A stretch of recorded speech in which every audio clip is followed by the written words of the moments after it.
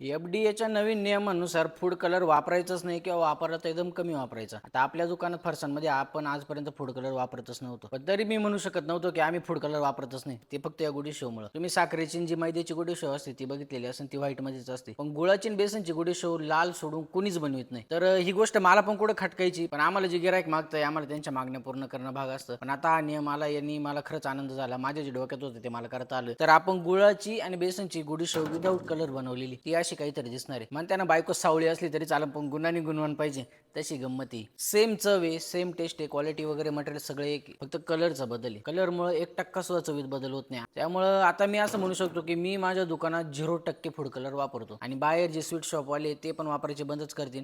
ग्राहकांनी पण तशी मागणी केली पाहिजे की बाबा आम्हाला कलरशी काही घेणं देणं आणि चव आणि प्रोडक्ट उत्तम पाहिजे. तर या सगळ्या गोष्टी घडून येतील. तुकाराम मुंडे साहेबांनी एवढा भारी निर्णय घेतलाय त्याच्यामुळे मला पण खरंच फार आनंद झाला. हे माझ्या किती दिवसापासून डोक्यात होतं. पेपर बंद व्हायच्या आधीपासून 4-5 महिने आधीपासूनच आम्ही व्हाईट पेपर वापरत होतो. पण व्हाईट पेपर मार्केटमध्ये स्टॉकच नव्हता, कारण की ते कोणी बनवतच नव्हतं, ते कोणी मागतच नव्हतं. त्यामुळे आम्हाला कधी तो पेपर भेटायचा. पण जेव्हापासून तो पेपर बंदीचा निर्णय आला, कट साईज लॅमिनेटेड पेपर आम्ही वापरायला लागलो, कारण ते मार्केटमध्ये उपलब्ध झाली. अशा गोष्टी हळूहळू चांगल्या घडत चाललेल्या आहे. आता माझ्या डोक्यात आलं होतं बीट राहतं, बीटरूट त्याचा कलर आपण वापरू शकतो. पण कलरची गरजच नाही. कलर टेस्टमध्ये अजिबात मॅटर करत नाही. तर आजपासून आपलं हासे पाटील बेळ्याम फरसाण कोणताही फूड कलर वापरत नाही असं आम्ही हक्काने सांगू शकतो. तर हॅशटॅग बेळ क्वालिटी खायची तर भेट हासे पाटीलला द्यायची.